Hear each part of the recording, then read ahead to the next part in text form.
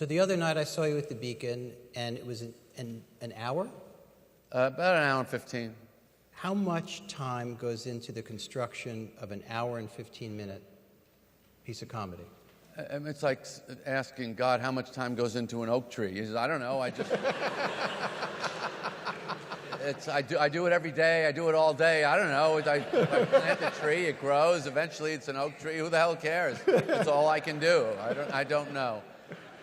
What would you have done if this dream hadn't been enacted? Where would you have been? I just wanted to be an opening act for a singer or a band, 15 minutes, 20 minutes. I love the world of it. I suddenly was around these other people who were exactly like me. Which was what?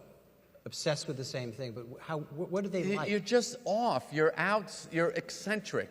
Everybody's talking, and you're trying to imitate what you've heard other people say to carry on a conversation, because all the thoughts that are coming into your head are, why is your tie like that? What were you like in high school? Were you considered a weirdo, an outsider? Or you know what? I don't know why. It never bothered me that I had no normal social experience at all. But I didn't think I was missing anything. And even now, to this day, most of regular life doesn't interest me at all. No. Like what portion of it? Everything.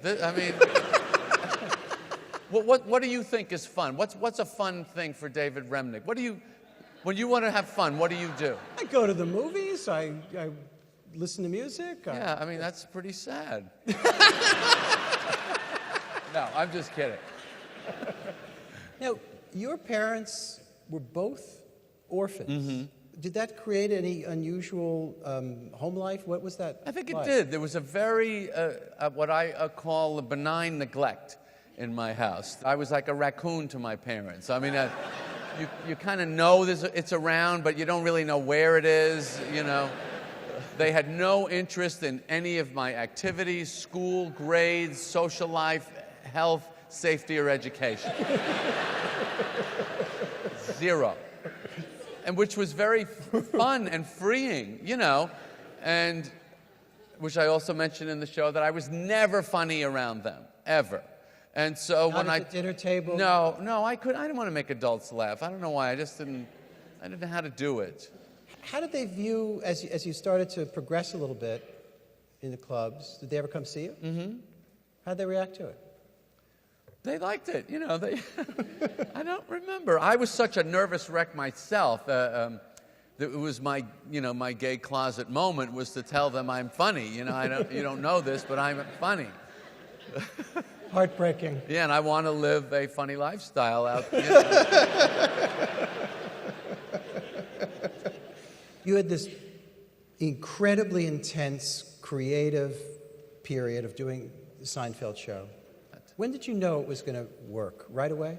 No. I thought in the beginning this might find a little cult audience somewhere in the cities and might survive that way. But I never thought this was a mainstream thing that the general public would like. I thought it was too eccentric. And it was, in some way, it was the last comedy of that, anywhere approaching that quality, but that had that kind of general audience. That's just never going to happen again. That was the end of that. That was the end of it, yeah. Why did it blow up? Just because the profusion of cable television? Mm-hmm. And do you think that's unfortunate in any way? I always think it's possible. It's possible for someone to make another show that could capture the whole country. I think it's possible. Because it just has to be that funny.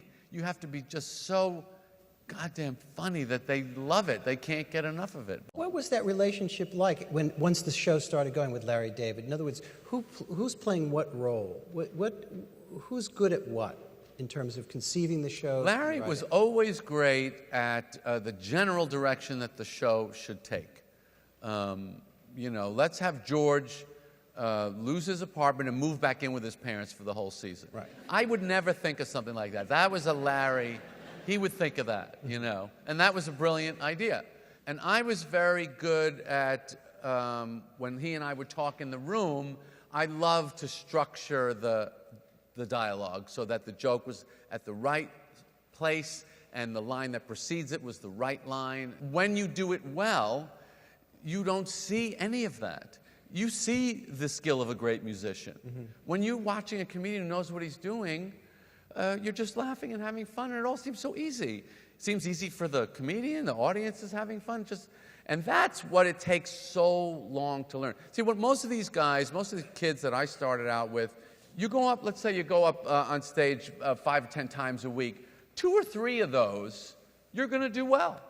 Because you're going to have a good crowd, you've kind of got a good rhythm that night, or you're focused that night or whatever. Being a professional comedian, you can't do well 2 out of 10 times and get paid for it. A professional comedian, you do well 10 out of 10. You've got to do well 10 out of 10 in different places at different times in front of different people. That takes years. But what actually makes a great crowd or a loud Intelligence. Crowd? Yeah. Intelligence. Depending upon the kind of comedy that you do, but if it's wordplay and, the way you're doing things that are a little unusual, hopefully you want people that are open-minded. We were on a show together once, and you were talking about how you won't play colleges. I never said that. Okay, you did. I never said that. Well, what I said was I'm hearing comedians say they don't like playing colleges. That's what I said. Fair enough. Because I play colleges all the time. I have no problem with them. What's going on? In other words, how do you... We're just being more sensitive to each other. We're an ethical culture. This Yeah, is we where are. we invented this. This is where it happens. It all happens right is here. You think The emoting sympathy seminars right after this one. Do you think something's lost in this? I guess so. But, you make another joke. Yeah, you can't do that kind of comedy anymore. Just because it wouldn't make sense. But every one door opens, one door closes, another one opens. There's some other thing you could do. I mean, you would really say the gay episode we did where the writer thought George and I were gay, not that there's anything wrong with it.